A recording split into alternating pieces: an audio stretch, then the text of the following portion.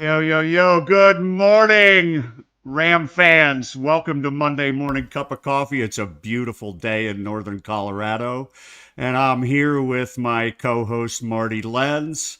Marty, how was your weekend? It was not bad. Started off good on a Friday. My son's basketball team won. It's kind of been a struggle this year, but they got a victory. So now they have three whole victories on the season. Um, and Saturday was nice. Did some things, and then watched the Super Bowls. Had a Super Bowl party. Went to some friends and hung out and had a nice time.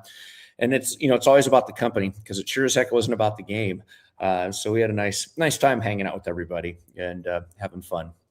Yeah, hey, in a few minutes, we'll be bringing on CSU assistant coach Jimmie Foster. He'll be joining us, and we'll talk about the Rams weekend and the Fight Like a Yeah. Ram game. But let's we have to of course talk. We have to talk about the Super Bowl and the fact that it was fun to see there were four Rams, four ex-Rams that obviously they're still Rams that were on the winning side with Seattle with from Yeah, Clint well, I mean, I got Kubiak to tell to. you, I was like, if Clint Kubiak was, I mean, he already has the job with the Raiders. Like, he's got to dial up some things on offense because there were a lot of field goals, but there was a couple times. Sam Darnold, who played a very good game, missed a couple times on some guys down there in the red zone. But yeah, looking good. Rick Dennison, rooting for him. John Benton, who was my teammate at CSU when I was a freshman, he was a senior. And then of course Torrey Horton I know was on the IR, but at least when he was playing this year, he was pretty lights out. A couple punt returns for TDs and some big plays.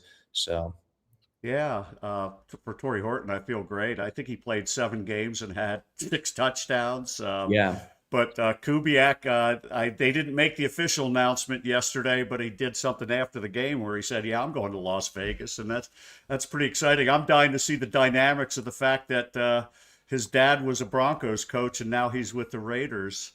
I That'll be say this. interesting. There's only 32 of those jobs, so I get it. So you want to take one, but I mean, and this is nothing against Clint, but that culture there obviously has got some issues, and I just don't know. I don't know if the Raiders will ever be good again as long as it still has, the Davis name somewhat attached to it.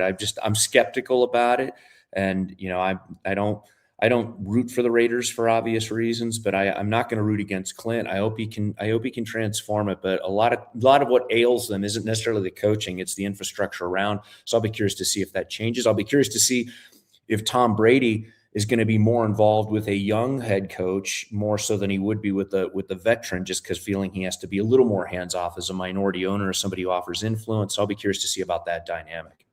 Yeah. So, one of the things I can't get away, I can't walk away. We'll get over to Jimmy on in a minute or two. I need, there's obviously a lot of talk about the halftime show. I'll share my take in a minute. But what was your take on the halftime show? Everybody made Look, such a big deal about it. It's making national news today. I don't speak a lick of Spanish.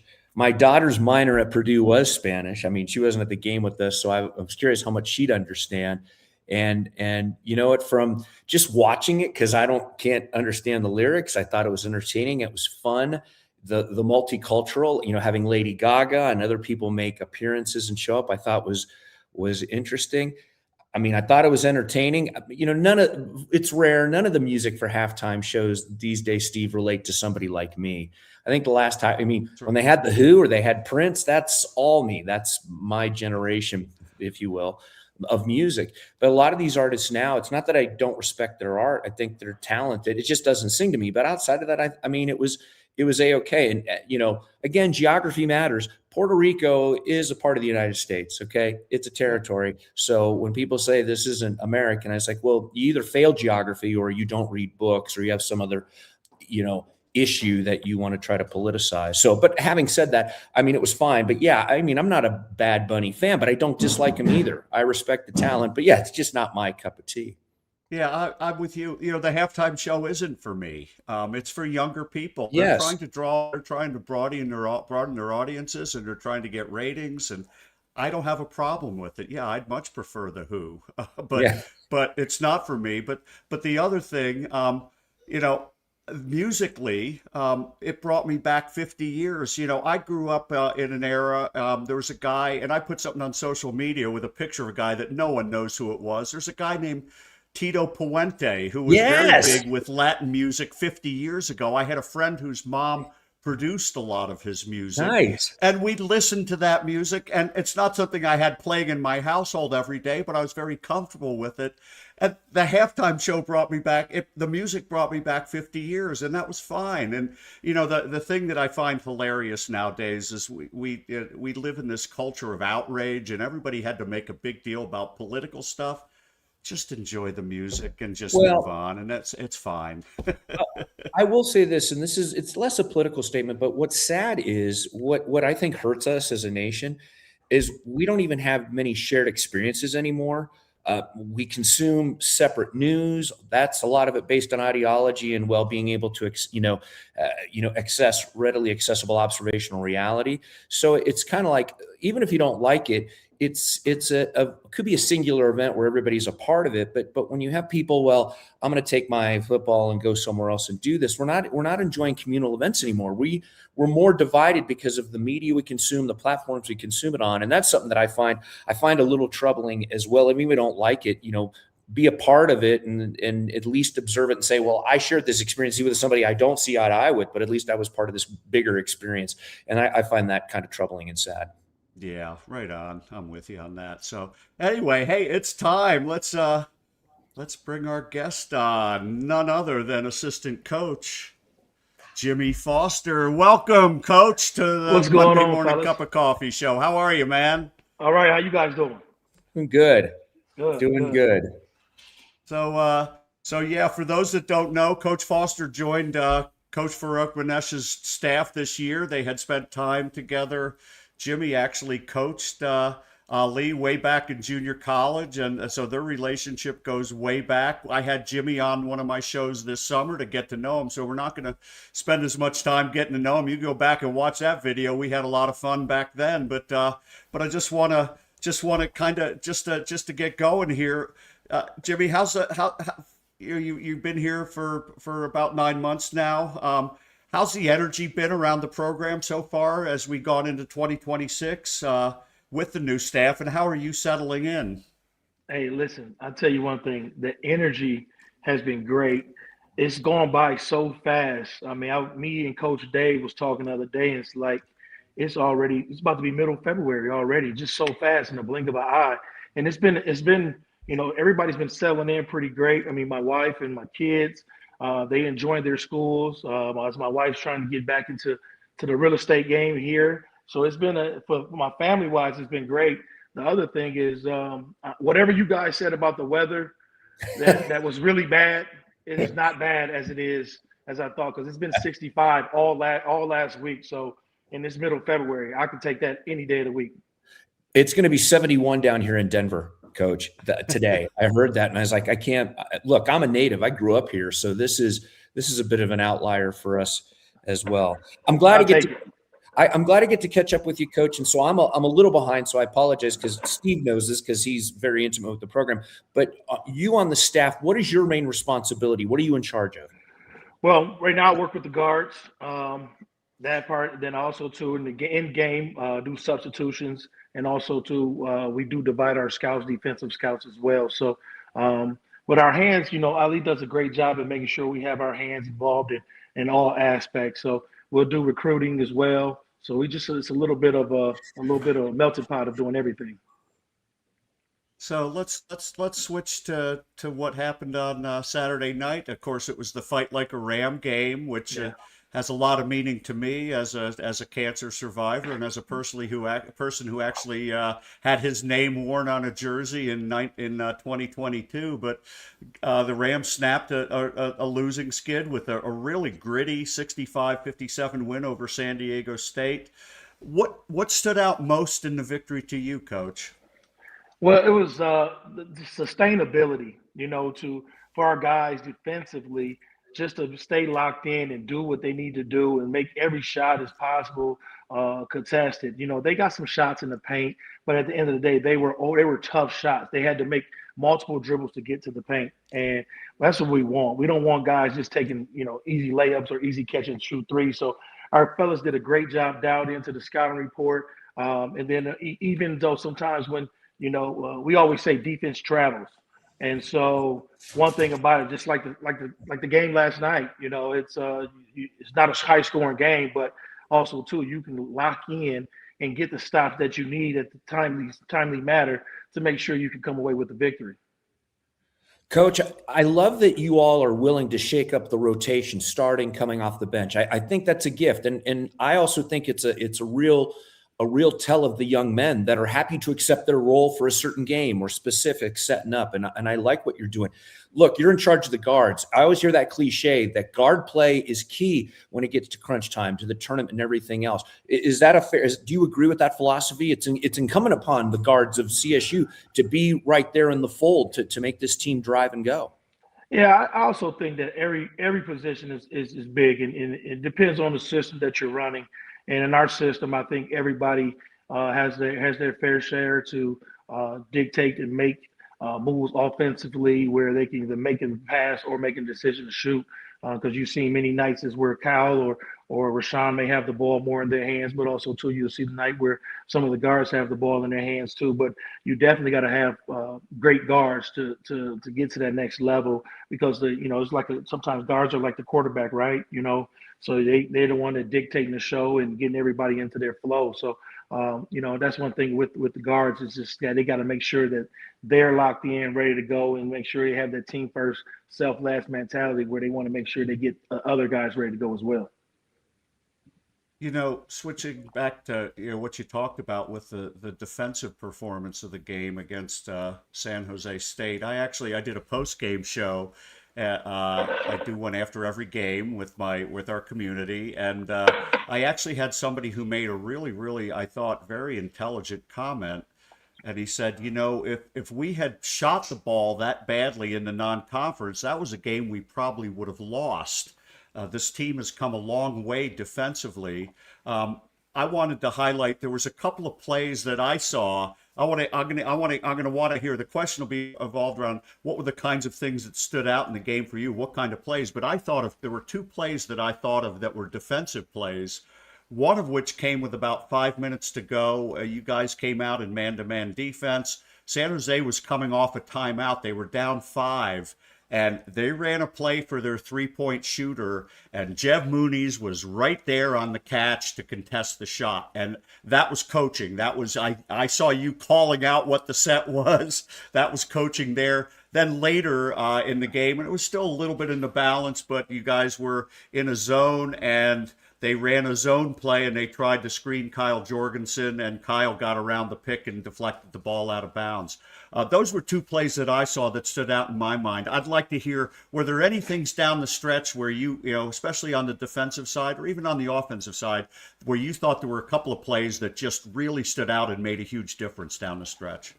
Well, it's a couple of things. I mean, going into the game, knowing that, Coach Miles brought Ali into the coaching profession.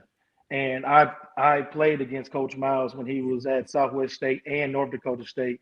So I respect him a ton. So I know he's going, and they had a week of preparation. So whatever we was doing scouting wise, he was going to throw something new. So we had to just make sure our guys did a great job of following some of the scout plays that we would prepare for. But then also too, it's a big KYP game, and down the stretch, we got our hands active. But also, too, we was able to get on the floor, and JoJo did a great job of just kind of walling up zero and not letting – he's getting down the hill, but he's not getting any easy shots. Like, you can get to the paint, but when you got to make a shot over bodies, contested bodies, that's not easy. So, he did a great job down the stretch, and our guys was able to get there and gang rebound and clean those things up. That was one of the things that was key to me. But also, too, it was, offensively, our guys made our free throws, and then we made some timely shots when we needed to. So I like to see that for our guys and confidence down the future. Speaking of the confidence, coach, I mean, I don't have to tell you that the conference, and of course, it's because it was top heavy with all the top teams in the league. And I know it was a bit of a slog and struggle. I'm assuming, at least from the coaching staff, obviously, but the players too. Nice to get it back in the win column. And I always put some little saying that every great run starts first with steps. This is a first step to get back to doing those things, and doing it with a healthy team. I imagine is a big deal too, because now everybody's back healthy, and at least I feel like getting their legs a little bit. Yeah, I mean, this is the first time we really practicing with all our guys for multiple days. So at the end of the day, like I think that every team, you look at our conference and you look at they all had their slumps at certain times of the year. We've went through ours at our time, and I think as we step into February, our guys, they still energetic, they still want to be around each other. Like I said, it came so quick, all of a sudden it's like it's going by. So it's like, hey, let's get after it. Let's go, man. This is go time. So our guys got a little sense of urgency about themselves. We're going to continue to be creative in coaching, and Ali's, pushing us to be creative, to come up with some more ideas to kind of keep our guys fresh as we go down late in the stretch. So I'm excited as this month gets forward in February and then going into March. Hey, Coach, I have a question here from somebody. Somebody who's watching. This is why I do these shows live. I like questions from other people. It's not just Marty and me, it's a community. But this is a good friend, Lee Peterson. Good morning, Coach. Can you speak on the development of JoJo McIver? Really like his potential. No, JoJo, I mean, JoJo's one of our toughest guys, man. I mean, there's like when he goes against, you can ask Joe Palmer or Cole, and when they set screens and he just bulldozes through them. He's been growing, he's been learning. He's a learner. He has some down days, but he keeps coming back and keep asking questions. He's a guy that comes in in the locker room. He shakes everybody's hands. He's one of those guys. It's like I just want to. If you want to go in a fight, I'm putting JoJo in there with me because he has that type of energy behind him. And it was a clip this week. That's why I knew going into the game. There was a clip this week in practice where they end up switching with Rashawn and JoJo battling in the post. And Rashawn, I mean, they collided like fight like a ram, right? They collided. And JoJo fought, and he fought, and he fought. And, I couldn't ask for anything more from a freshman that was probably undersized by about 75 pounds. Well, what's the old saying? It's not the dog in the fight, it's the fight in the dog, right? Something like that. Yes, sir. Did JoJo, because again, it's one of these cliches, did JoJo hit a freshman wall early on? Has he broken through, or has that not been an issue with him? Well, I mean, you have moments, Mm-hmm. and like you said, you want to have moments, but you want to have quick moments to bounce back. And so then that's kind of where it's at with him, and sometimes, it's the first time you had, deal with a little injury earlier in the year, and then you're going through a grueling season. This is probably the longest and the hardest he's had to work. So I don't know if it's a wall, but I just think that he's figuring out his way. I would say that he's figuring out his way, and as he's figuring out, he's becoming stronger mentally, and he's finding his way where he can affect the game for him and others. I want to talk about this, the dog in the fight. I don't know if you know this, Coach, but I named my dogs after CSU basketball players, and I have a golden retriever now whose name is Mookie. And of course, Mook was the nickname of a kid named Kendall Moore. And you probably know Kendall. Yes, I do. Kendall, you talked about JoJo fighting a post player. Kendall went 5'10", 5'11", and about $150. And he used to do that all the time. And I still remember there was a COVID game where he was fighting a post player. And that is why I have a dog named after Kendall Moore, named Mookie, because of you. So that JoJo story is wonderful. And also, Marty, I need to bring it up. I went to a practice last Thursday to precede this fight like a Ram game, and I saw a very, very physical practice with a lot of fighting like Rams. And to me, that's what the game is all about. That was a real breakthrough for me with the team, with the way they scratched and they claws. But the game had to take a lot out of you and the team, Jimmy. This time of year, I mean, games come fast and furious. How do you manage celebrating games, resting, getting ready for the next opponents? Because you got a fast turnaround with Air Force tomorrow night and then Wyoming on Saturday. How do you handle that? I mean, it's one of those things. Is be where your feet are at. You take that moment to you grind hard, you practice hard for that moment, and then you accomplish what you need to do. So we go out, we set the task out to beat San Jose. We done it.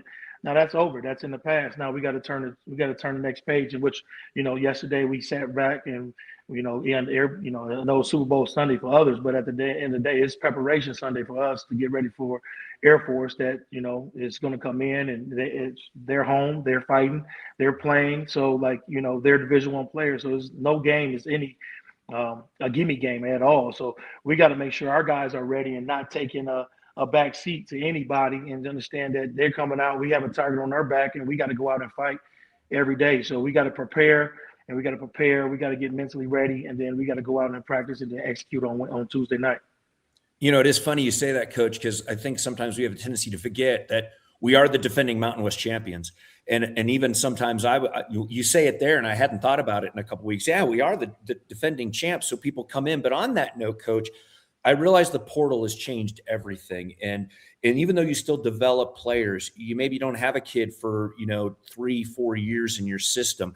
My question is, has it taken a little longer to get the continuity and chemistry of these young people together, maybe longer than you anticipated? And of course, going back to it, I'm sure the injuries didn't help either. But at the same time, with getting to see more kids in the rotation, more young people, because you're missing Memba, because you're missing Jorgensen, even though you never want to lose your great players, was that a chance for you to get more exposure and see how kids fit in the system without other guys around? Well, I mean, I think we go out and recruit. We recruit the guys that we know that could be able to fit in the system, that are mature enough, that have the high IQs, that can play. But also too, it's you can have a team that been together for 4 years and go through these moments as well. So it's one of those things. I think that's the unique thing about sports and being on a team.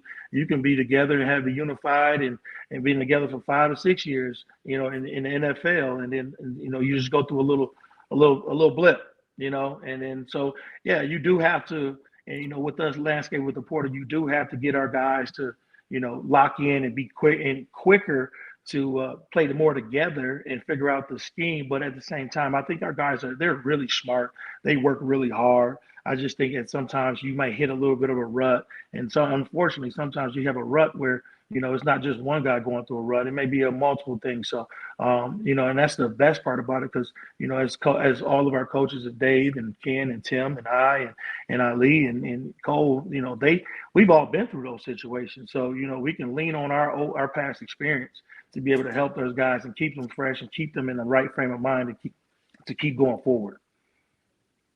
Coach, sometimes we forget that these are young players. We want them, we want them to be mature, but they're still growing, they're still developing. And I want to talk about something.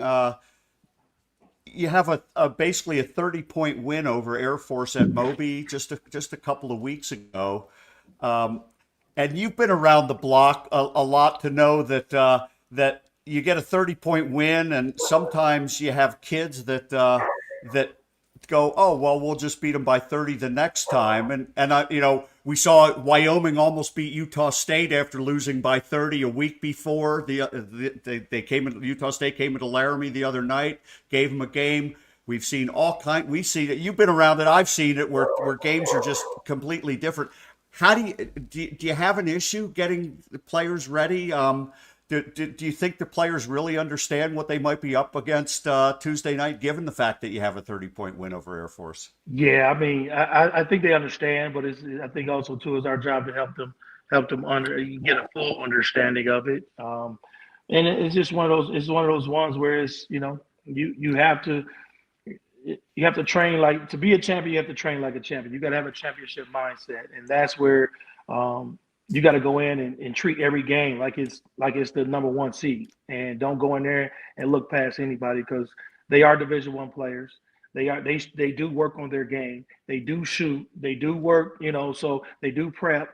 So we got to understand that if we don't come out and give it our best foot forward, we can be into something that we don't want to be in. Coach, I started to see flashes and signs of Josh Pasquarelli from earlier in the year in the San Jose State game. I know he struggled a little bit. What kind of advice do you give to him as a specific as a guard coach? It's the same thing. Hey, shoot or shoot. You got to shoot your way out of these things and just continue doing what you're doing. Is that what you tell him? Just keep working. Josh knows. Josh is a very mature kid. He comes in every day with the worker's mentality, and we got to grind and watch a little bit more film, and just fit and figure out positions of where he can go out and get a shot off. So Josh is he's steady Eddie. He got a straight poker face. You don't know if he's high or if he's low, but you definitely know one between the lines he's ready to go. Hey, Marty, we gotta start wrapping up with Oh, Jimmie. man. Jimmie, I gotta ask you one thing. I have my own pregame rituals. When I walk up to Moby Arena, I always walk through the a certain metal detector. They have about three or four of them outside. I go through the same one every time. I always go to a certain side of the ticket taker. We have two seats, and I always sit in the same seat. I never sit in a different seat. Do you have any pregame rituals that you do? A little superstition? Everybody's got them. Is there something you do? Uh, I don't really do too much. But only thing I know I do is when the national anthem goes off, and this is why the Cancer Warrior game is important to me because I lost my father to cancer right out of college, and then I lost my auntie on his birthday. Then I lost two other aunties due to cancer too, and then I lost my brother as well at 45. So cancer has been in my family heavy. So when that game comes about, it hits me where right in the heart. So when we do our national anthem, I always pray, and I thank God for putting those people in my life. And even though we had the struggle of losing them, but at the same time, the memories last forever. And so those ones that helped shape me to become where I'm at right now. So that's pretty much what I do before every game. Did they know as a young person that you always wanted to coach? Are you living your dream, coach? Did you always want to coach young men, college What basketball? what's unique about that? Because like I said, I lost my father right when I was coming out of college. So the opportunity to go and play overseas in the CBA, which was the G League now, was really short because I'm the only child, so I had to go back. Well, I was the only child of my mom, so I had to go back and take care of my father in the between time. And so in the time of that, I had to get a real job and go into the workforce, and got in the workforce and realized that I miss being in the locker room and helping mentoring these young fellas, and through the game of basketball, just helping them through life. So that's what helped me get back into it. And the coach that's when I was able to coach Ali as right after that incident. Hmm. So, Coach, thanks for joining us. No, First, thank you. I personally I want to thank you also for what your contribution in the Fight Like a Ram game was. It's a very important game to me. Like I said, I'm a cancer survivor and a participant. It's nice to hear, also awesome to hear the story of how it's affected your family. And for me personally, thank you so much for the effort you gave last week. It means a lot to me. It means a lot to all the cancer warriors out there. And I really do appreciate you doing that and taking the time to join us today and sharing all of that. So thanks again. We'll say goodbye to you, Marty. Any last words? No, thank you, coach. Really Thank appreciate you. it. Thank you. Yeah. Thank you. Thank you Have a guys. great week. Have a great You week, too. Coach. We'll have a You mug too. for you. All right, I appreciate it. I've been waiting for one. I get one for my coffee cup. We'll see you. All right, thank you. Oh gosh, Coach Foster, I love him. Just one of the many guys that Ali has built his staff around, who's got so many great experiences being from the Midwest. Like I said, if you want to know more about Coach Foster and his background, but he coached Ali at the junior college level. That's how long their Great. relationship goes back, and it's a wonderful thing. As Coach Jimmie said, he talked about coaching against Coach Miles, and of course. Tim was in the building over the weekend. I got a chance to talk to him for 5 minutes post game, and he's one of my favorite people. He gave Ali his first job as a graduate assistant and then director of player development, so they're very very close. And It was a wonderful, wonderful weekend for me. It's a nice weekend, and I mean, it's cliche again, but everybody's been touched by cancer. I mean, I lost my father back in 1999 because of cancer. I had a young niece that succumbed to cancer, part of that, and yeah. I mean, it's hard to find somebody that has not been directly or even closely indirectly impacted by it. So when I see the names on the back of the jerseys, I love that, and I think that is neat. And again, you've said this many times. I've talked on air, off air about how special that is to you, and I know it does mean a lot to you to see that. And I know you find a lot of value and import that. And then I'm proud our university, does things like that. So Yeah, it's what CSU does in conjunction with UC Health.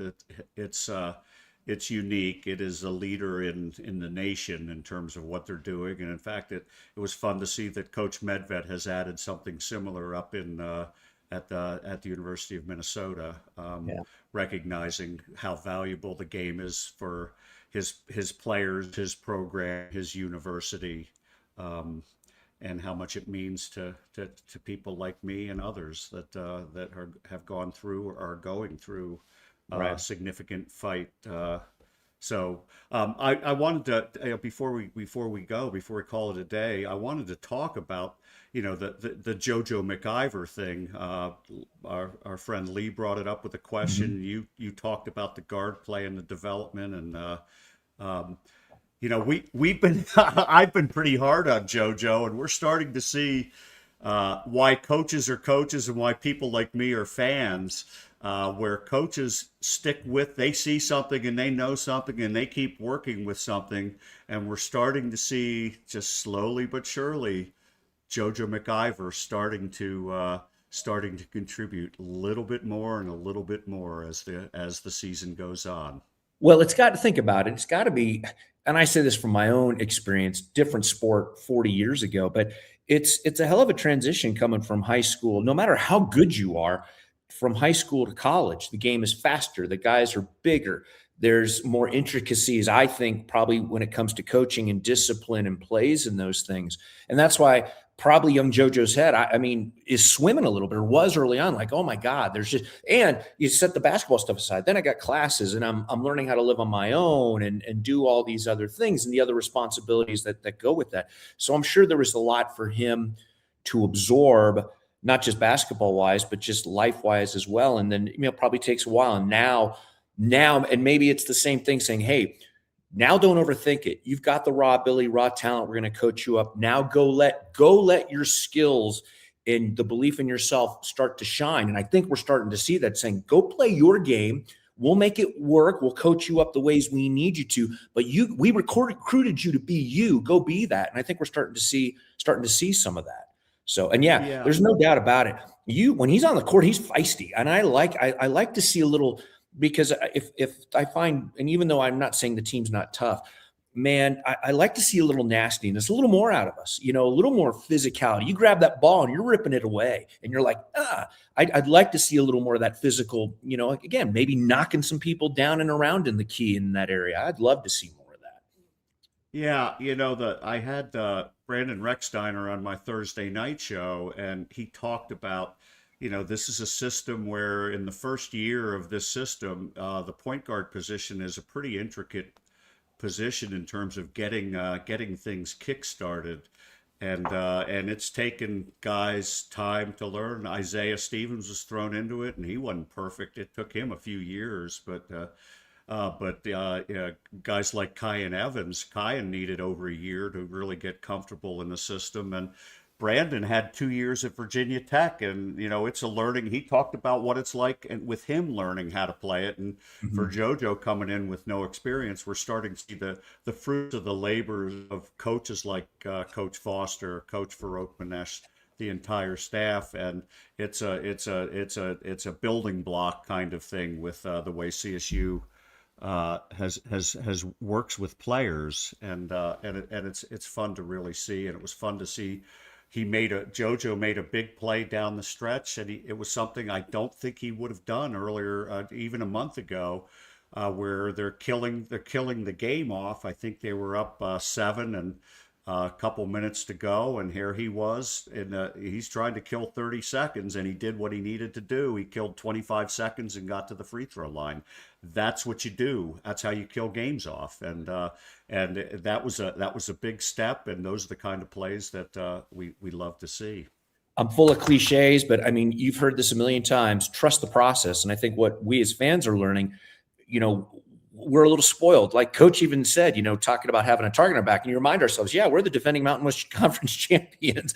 And it's like, yeah, you got to trust the process, and you do see it coming along. And yes, I still lament thinking, gosh, there's 3 or 4 wins that we should have had that we don't have. That happens, and you got to forget about it and move on. But I'm starting to see, even in some of the struggles, you start to see some of this stuff like, okay, it's coming. And then seeing us take care of business against San Jose State, I think was a big deal. I got to ask you a question before we go, because now you got my mind spinning about naming your dogs after former players. Did you ever name a dog Paco Larson by chance? Put it this way, it wouldn't have been a hairless Chihuahua. I was going to say, human sweater. Am I dating myself by talking about Paco Larson? It was great for 80 CSU teams. We used to see him. What was he, like 6'9", but he was a wide body. He was like wide like my son, but with the height. And I mean, that dude would just eat up space. But he was a solid player. So I mean, yeah. So no, but we didn't start naming. My first one was before I moved to Fort Collins. I had a dog named Rex, named after Rex Morgan, who played for Jacksonville. Okay.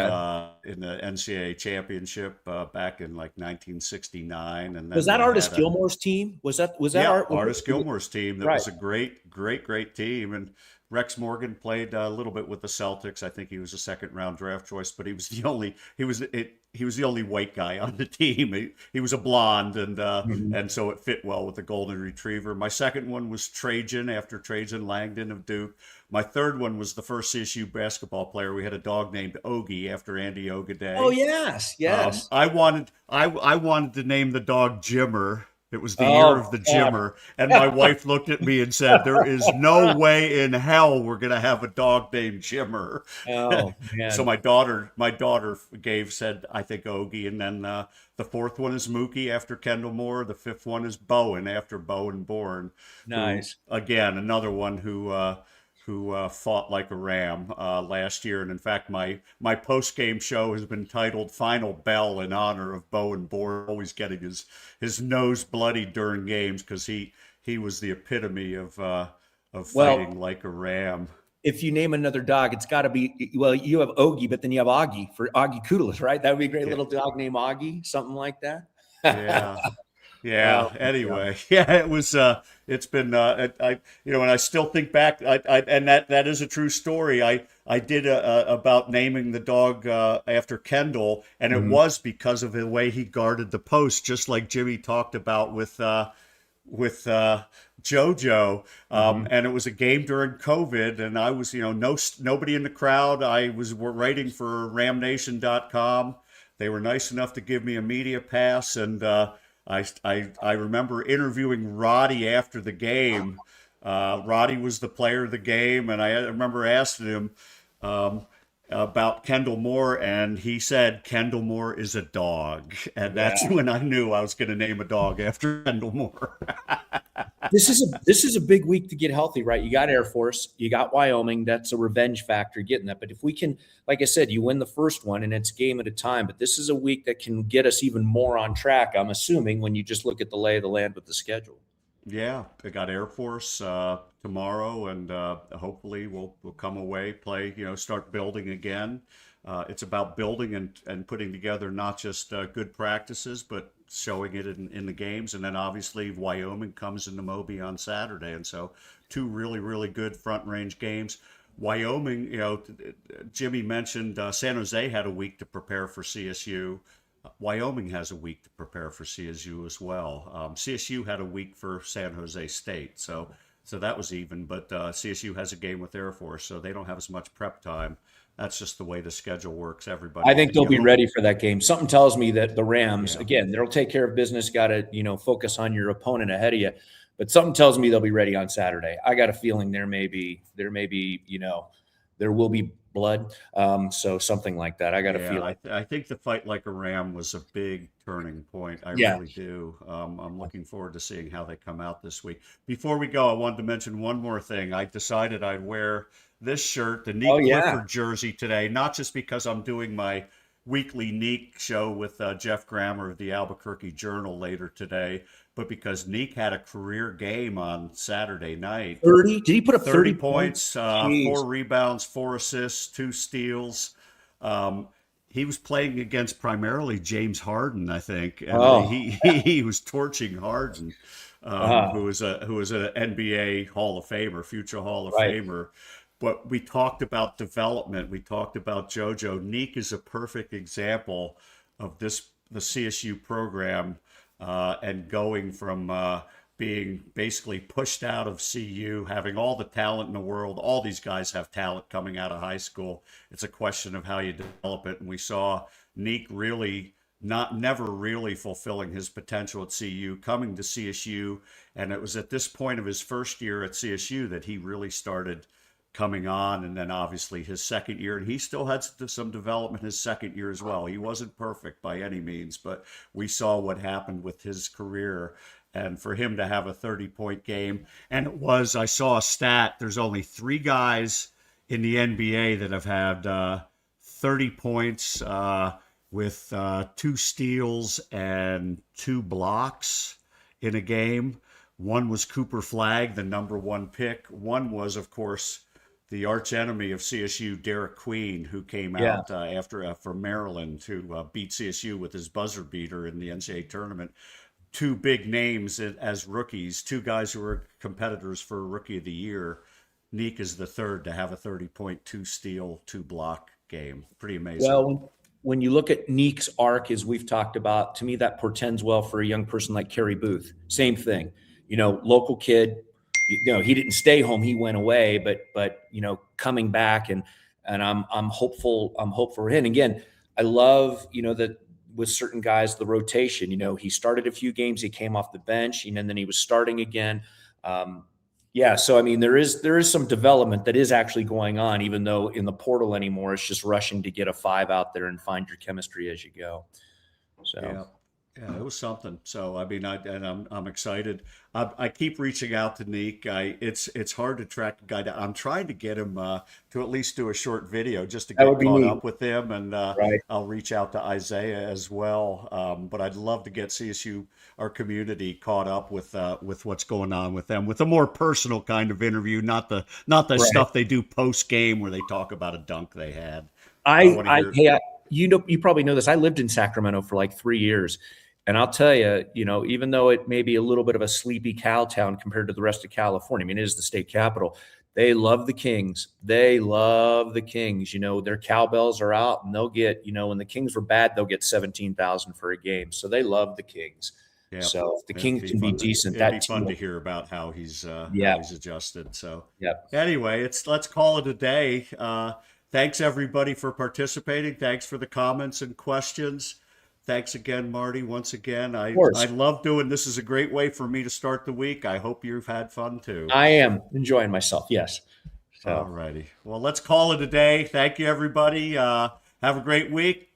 Keep your eye open. I'll be doing post game shows this week. Doing a show with Jeff Grammer later today, and obviously my Thursday night show. But and then we'll be back again next Monday with Monday Morning Cup of Coffee with me and my co-host Marty Lenz. Thanks, everybody. thanks. Have Go a great Rams. week. Go Rams.